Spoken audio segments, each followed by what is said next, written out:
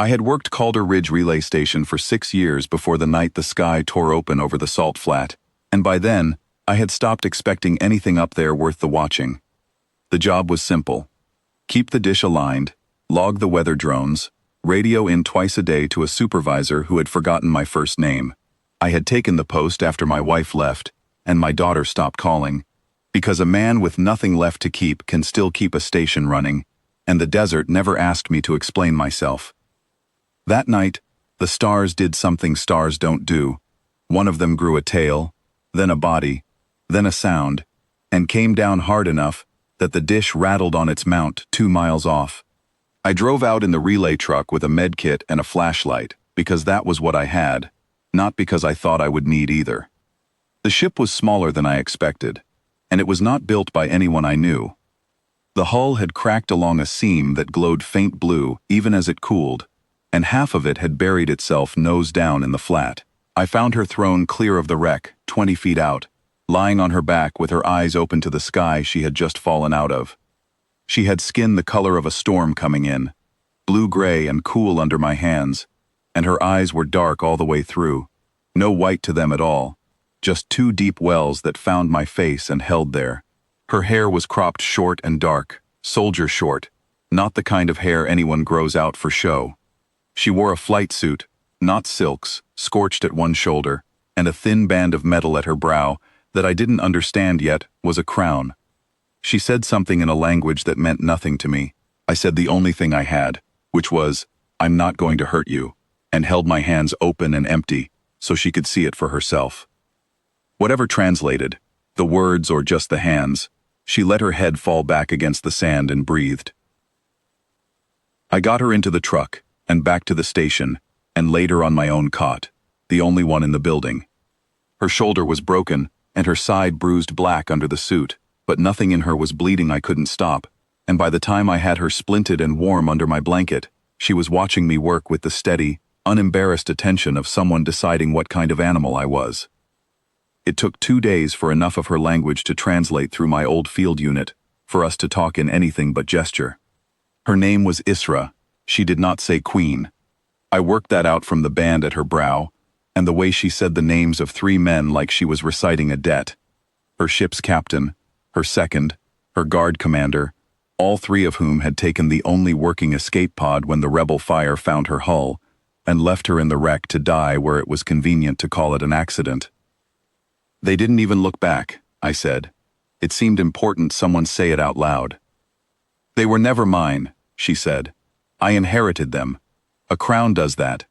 You get the men who were loyal to the last one, and you hope. I gave her water from my own canteen, because the station's water was rationed, and I had stopped caring about the ration the moment I pulled her out of the sand. I gave her the good blanket off my own bed because the spare one had a tear in it. Small things. I didn't think of them as anything but what you do. You keep giving me things, she said on the 3rd night, watching me hand her the last of the dried meat from my supply crate. What are you hoping I'll give back? Nothing, I said. I'm not hoping for anything. I just don't like watching things go without, when I've got it to spare. She studied me a long time after that, the way she had studied me from the sand, like I was a species she hadn't filed a report on yet. The skiff came on the 4th morning, low and quiet over the flat, painted the same gray as her wrecked hull. I watched it through the station's old scope and felt my stomach drop before I had a reason to. It didn't circle once for a rescue beacon. It came straight for the wreck, like it already knew there was nothing left worth finding there, and then it turned toward the station. They're not here to take you home, I said. No, she said, and her voice didn't shake, though her hands, folded in her lap, had gone white at the knuckles. They're here to make sure no one ever finds out I survived the crash. A queen who dies in an accident is a tragedy. A queen who lives to ask questions is a problem. I had a service pistol with 11 rounds and a relay station built to talk to satellites, not to stop a war. I am not a soldier, never was, but I had spent 6 years learning every dead frequency this station could still reach, and I had a wounded woman on my cot who had not once, in 4 days, asked me for anything more than water and a blanket, and something in me had already decided, before I let myself think it through. Get behind the dish housing, I told her. It's the only thing out here thick enough to stop a round. You should run, she said. There is no reason for you to die for a debt that isn't yours. It's not a debt, I said. Nobody's keeping score out here but me, and I've decided. I'm not leaving you in the sand twice. I didn't have much of a plan. I had an old habit of jury-rigging the relay dish to bounce a distress call off the weather satellites when the main line went down. Something I'd done maybe 4 times in 6 years for nothing more urgent than a generator fire. I ran the cable out from the housing while the skiff circled once, twice, getting its bearings, and I screamed every code I had into a channel I had no business using, the kind reserved for off-world traffic nobody at my station was ever supposed to see. The skiff put down 100 yards out, and 3 of them came across the flat on foot, weapons up, moving like men who expected no resistance. I stood in front of the dish housing with my 11 rounds, and told myself I only needed to be a problem for a few minutes, not a solution. I don't know exactly how long it was. Long enough that my hands stopped feeling like mine. Long enough that I put 2 rounds into the dirt at the lead man's feet, just to make him flinch, and he did, and that flinch bought another minute. Long enough that I heard Isra's voice behind me, steady, saying my name, like she was the one keeping count of how much longer I had to last.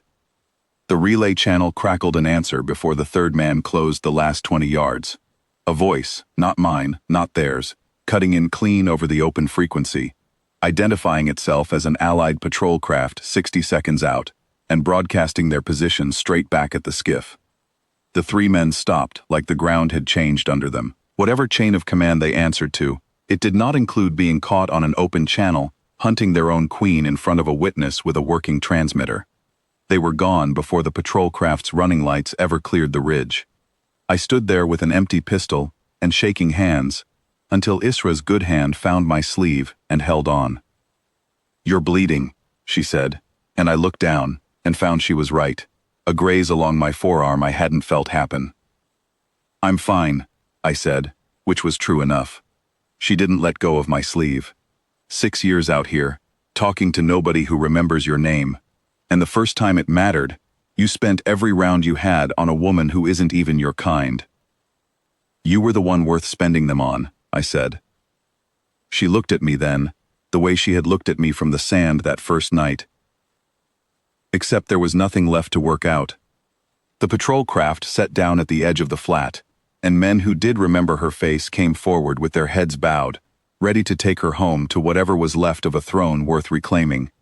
She didn't move toward them yet. "Come with me," she said. "Not as a guard, not as a debt. I am asking you the way you gave me water, because I have it to give, and I don't like watching you go without." I had spent 6 years deciding nothing out here was worth keeping. She stood in the cold dawn light with a crown that had never once kept her safe, and a hand that wouldn't let go of my sleeve, and I understood, finally, what I had been keeping the station running for all along. "Then I'm staying with you," I said. "Same as I told you the first night. I'm not leaving you in the sand." She didn't press her head to mine, or weep, or make a scene of it. She only nodded once, like a debt finally settled in the right direction, and kept her hand on my arm all the way to the waiting craft, and didn't let go.